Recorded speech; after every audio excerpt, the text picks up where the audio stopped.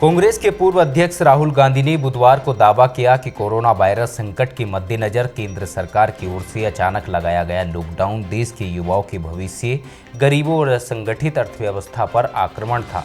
राहुल ने वीडियो जारी कर यह भी कहा कि इस आक्रमण के खिलाफ लोगों को खड़ा होना पड़ेगा।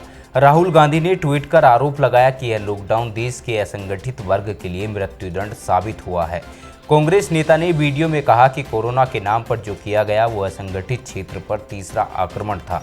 गरीब लोग, छोटे एवं मध्यम कारोबारी रोज कमाते हैं, रोज खाते हैं, लेकिन आपने बिना किसी नोटिस के लॉकडाउन किया, आपने इनके ऊपर आक्रमण किया।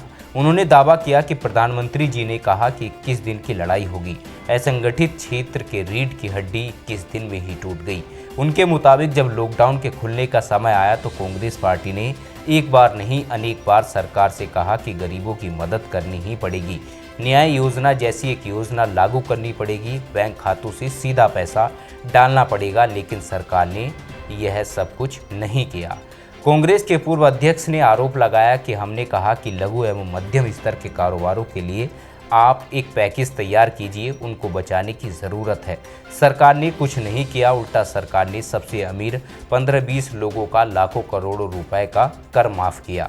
राहुल ने दावा किया कि लॉकडाउन कोरोना पर आक्रमण नहीं था, बल्कि यह हिंदुस्तान के गरीबों, युवाओं के भविष्य, मजदूर, किसान और छोटे व्यापारियों तथा असंगठित अर्थव्यवस्था पर आक्रमण था। उन्होंने कहा कि हमें इस बात को समझना होगा और इस आक्रमण के खिलाफ हम सबको खड़ा होना होगा। कोरोना के नाम पे जो किया वो असंगठित क्षेत्र पे तीसरा आक्रमण, तीसरा बार। गरीब लोग, स्मॉल एंड मीडियम बिजनेस के लोग रोज कमाते हैं और रोज खाते हैं। जब आपने बिना कोई नोटिस लॉकडाउन किया, आपने इनके ऊपर आक्रमण किया।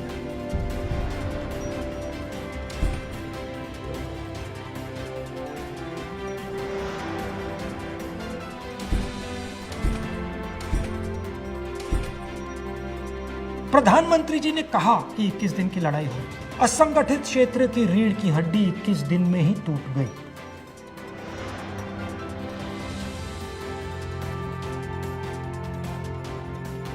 लॉकडाउन के बाद खुलने का समय आया और आप देखिए कांग्रेस पार्टी ने एक बार नहीं अनेक बार सरकार से कहा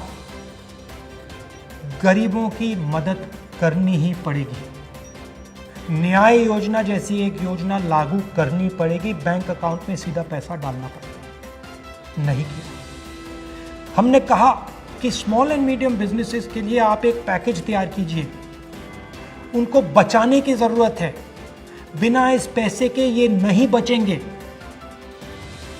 सरकार ने कुछ नहीं किया। उल्टा सरकार ने सबसे अमीर 15-20 लोगों का लाखों करोड़ रुपए टैक्स मारा।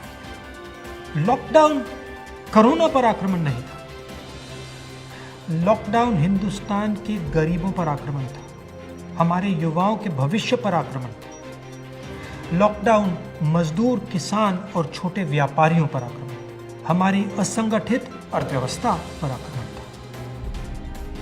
हमें इस बात को समझना होगा, इस आक्रमण के खिलाफ हम सबको खड़ा होना होगा।